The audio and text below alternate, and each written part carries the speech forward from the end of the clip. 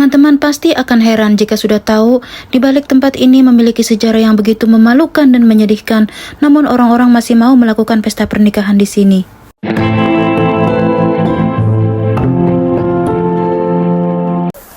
Halo guys, assalamualaikum. Hari ini hari libur guys. Masih bersama RC Channel yang dengan setia menemani teman-teman semua berbagi kegiatannya TKW Hongkong, baik di hari kerja maupun hari libur. Semoga tidak bosan ya guys. Gimana nih kabarnya semuanya? Semoga semuanya selalu dalam keadaan sehat walafiat, tidak kurang suatu apapun. Amin. Ini aku di Mefu Exit B ya teman-teman. Di sini tuh ada Cafe de Coral, ada McDonald, KFC, dan tempatnya tuh sangat instagramable banget ya. Aku mau ke Jaosung I Academy guys, karena waktu aku ke sana itu masih tahap renovasi, nggak tahu sekarang udah selesai belum ya. Jadi aku pengen ke sana lagi. Tadinya sih nggak ada rencana kemana-mana karena katanya hujan, ternyata nggak hujan teman-teman. Dan perkiraan angin taifungnya itu katanya pindah ke Filipina. Jadi itu nggak jadi taifungnya itu, jadi kita jalan-jalan yang deket-deket aja. Hari ini, halo guys, kita sekarang ada di Mefu, kita mau liburan hari ini. Miss liburan. Ikutin kita ya guys.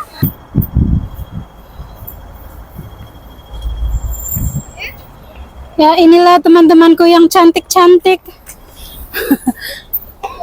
Temanku cantik semua guys. Kita sudah sampai nih guys di Jaosung I Academy, dan hari ini sedang ada perayaan wedding atau pernikahan yang diselenggarakan di sini ya. Jadi tempat ini bisa disewa juga untuk acara pernikahan atau reunian atau arisan atau ulang tahun kayak gitu. Namun untuk pengunjung lain boleh bebas masuk gitu. Kan yang disewakan tuh satu ruangan gitu untuk event-event tertentu gitu, untuk pesta-pesta. Sekarang mari kita masuk ke dalam, dan nanti sambil melihat-lihat saya akan membagikan sejarah tentang tempat ini. Sebenarnya sudah saya ulas di video saya yang sebelumnya ya teman-teman, namun tidak ada salahnya kita membahas lagi. Bagi teman-teman yang baru menemukan channel saya, silahkan di subscribe ya, supaya teman-teman bisa mengikuti video-video saya yang terbaru lainnya. Nah, untuk sampai ke museum kita harus naik melalui lift ataupun ada tangga yang di sebelahnya. Suasana di atas seperti ini ya teman-teman, dan seperti yang tadi saya bilang, hari ini tuh ada sedang perayaan wedding atau pernikahan. Jika teman-teman sudah tahu sejarah tentang tempat ini, teman-teman pasti akan keheranan kenapa orang-orang mau melakukan ritual pernikahannya di sini gitu. Acara yang begitu sakral, kenapa harus dilakukan di tempat seperti ini? Karena apa? Karena tempat ini dulunya itu adalah tempat yang memiliki sejarah yang paling menyedihkan dan paling memalukan. Itulah hebatnya pemerintah Hong Kong ya teman-teman.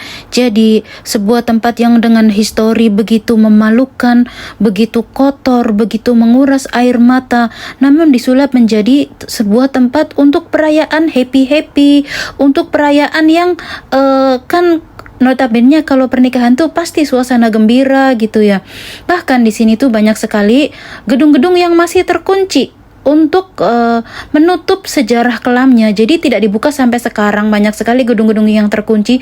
Jadi kita kalau mengunjungi di sini tuh ya mengunjungi bagian luarnya aja. Banyak sekali gedung yang kita hanya bisa foto-foto dari luarnya aja, nggak bisa kita masuki ke dalam.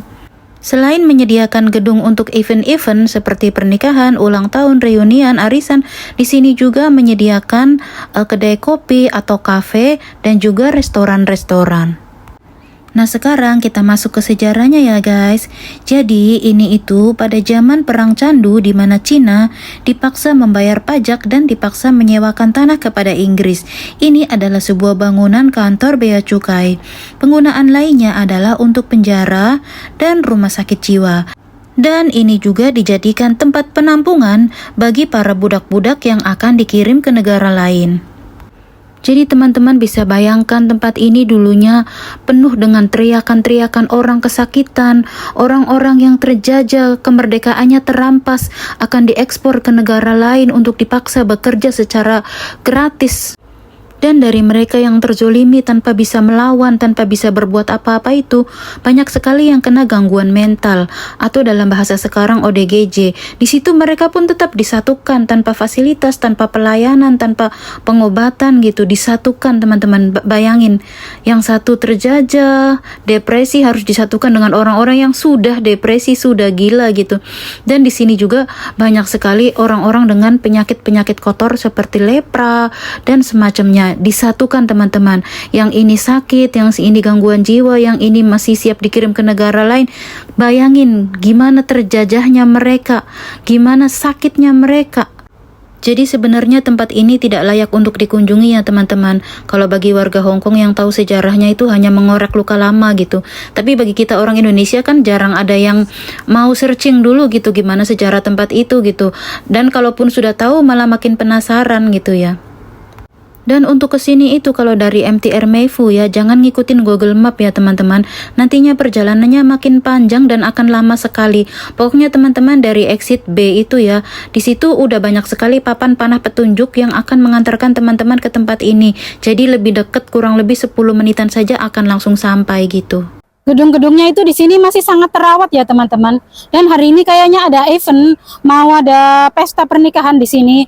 Kalau dulu ke sini tuh masih direnov ya, sekarang tuh udah jadi. Kafe-kafenya udah banyak yang buka, kemudian gedung-gedung yang dulu masih direnovasi itu sekarang udah dibuka gitu, udah bisa digunakan, udah beroperasi. Dan di sini tuh pemandangan alamnya sangat bagus ya. Jadi itu kita bisa menikmati udara yang begitu sejuk di sini.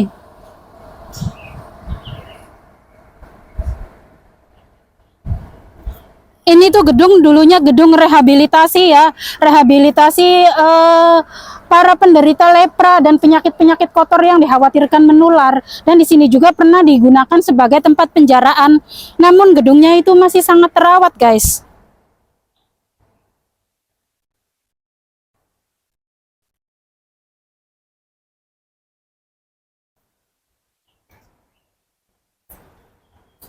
Waktu aku kesini pertama kali itu bertiga sama teman-teman aku ya teman-teman. Nah ceritanya aku itu melihat seorang perawat laki-laki ya, memakai baju perawat zaman dulu itu loh teman-teman.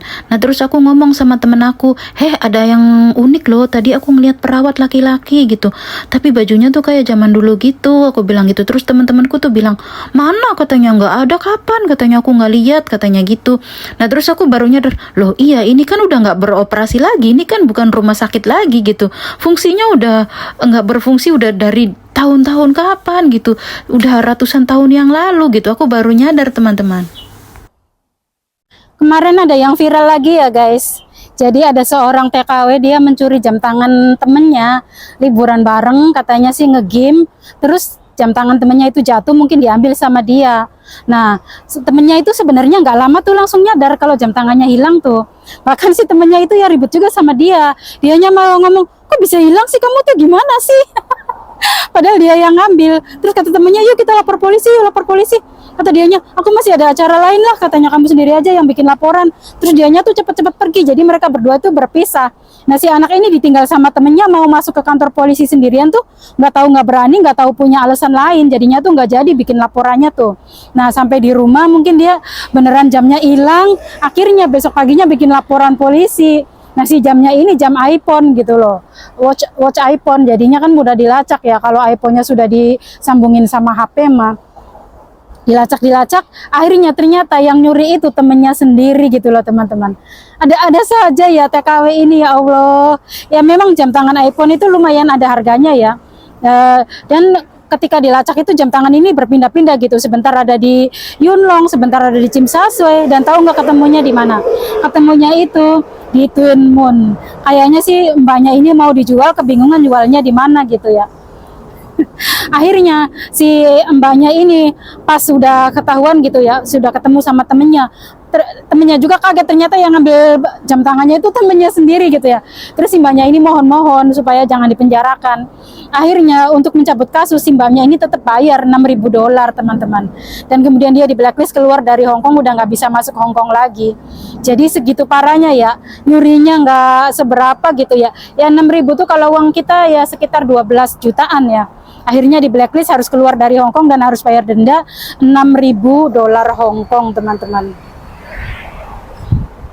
Semoga kita jangan sampai hilaf ya teman-teman, seberapapun kita butuhnya sama uang ya.